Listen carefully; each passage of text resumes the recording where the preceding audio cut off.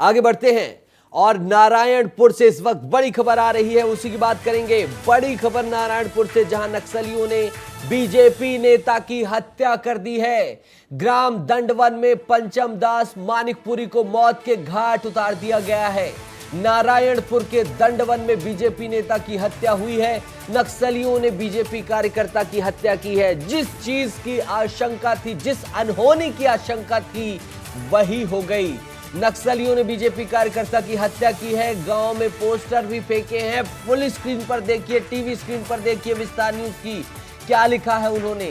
नारायणपुर जिला ग्राम दंडवन पंचायत का भाजपा नेता सरपंच पंचम दास जन विरोधी भ्रष्टाचार और पुलिस मुखबिरी सैनिक का काम करता था। कई बार चेतावनी दिए जाने के बाद नहीं सुधरने के कारण जनता के निर्णय के मुताबिक हमारी पीएलजीए ने मौत की सजा दी है। मौत की सजा दी है। तालिबानी फरमान देख लीजिए। पूर्व बस्तर डिवीजन कमेटी भाकपा माओवादी इन्होंने जारी किया है और कल 29 नक्सलियों को ढेर किया गया था। उसके बाद ये नक्सलियों की तरफ से पलटवार हुआ है। भाजपा आरएसएस को मार भगाओ, कॉर्पोरेटीकरण सैनिकीकरण के खिलाफ संघर्ष करो और ऑपरेशन को हम हराएंगे, उन्होंने लिखा है। नक्सली हमले में अब तक जो नेता मारे गए हैं उनको देख लीजिए। नीलकंठ ककेम मंडल प्रमुख आवापल्ली 5 फरवरी 2023, इनको दर्दनाक मौत नक्सलियों ने दी। सागर साहू बीजेपी उपाध्यक्ष नारायणपुर 10 फरवरी 2023, इनको मौत के घाट उतार दिया गया।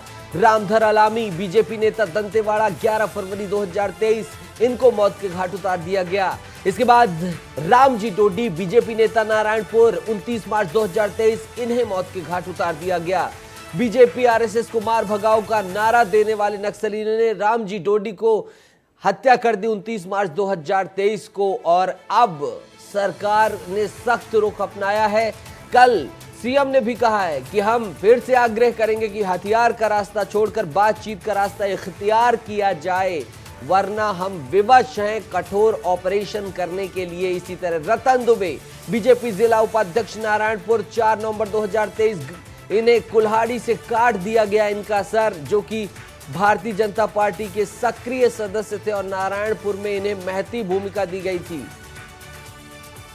रवि मेरे हमारे सहयोगी फोन लाइन पर सीधा जुड़ गए हैं, सीधा उनसे बातचीत करेंगे और जानेंगे। रवि, जिस अनहोनी की आशंका थी वो अनहोनी एक बार फिर से घटित हो गई, जबकि सीएम ने कल संदेश भी दिया कि बातचीत का रास्ता इख्तियार करिए, वरना हम कठोर ऑपरेशन करने के लिए फिर विवश हो जाएंगे। माना जाए कि अब वार पलटवार का सिलसिला चालू हो गया है और सरकार कठोर एक्शन लेगी।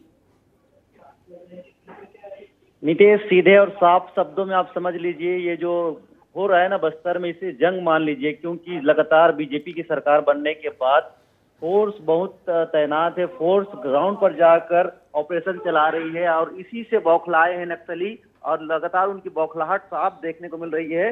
कल ही घटना हुआ है, ये नारायणपुर की घटना भी कल ही हुआ है और हम जिस जगह की बात कर रहे हैं जहां कांकेर में 29 नक्सलियों को मारा गया, वो घटना भी कल ही हुआ है। तो आप समझ लीजिए कि किस तरह से बस्तर में जंग छिड़ी हुई है और बस्तर में नक्सली ज्यादातर बीजेपी के नेताओं को अपने निशाने में ले रहे हैं। ये बहुत बड़ा सवाल है। बस्तर में लगातार बीजेपी के नेता खतरे में है, क्योंकि हम लगातार एक रिपोर्ट दिखा रहे हैं, एक रिपोर्ट बता रहे हैं, आंकड़ा बता रहे हैं कि 1 साल के भीतर में 12 से अधिक बीजेपी नेताओं को नक्सलियों ने मार डाला है। तो एक बहुत बड़ा अलर्ट की स्थिति में है बस्तर, इसको समझना पड़ेगा और इस पर बहुत ज्यादा बात और सुरक्षा। एक चीज और रवि, एक चीज और, बार बार नक्सलियों की तरफ से पर्चे फेंके जा रहे हैं वार्ता के। इधर सरकार भी बात करने की बात कह रही है, लेकिन ऐसा लग रहा है नक्सलियों का रुख देखकर कि बात करने की इनकी मंशा नहीं है। भोले भाले बस्तर के ग्रामीणों को बरगलाने की, बस्तर को बंदूक की नोक पर रखने की इनकी मंशा है।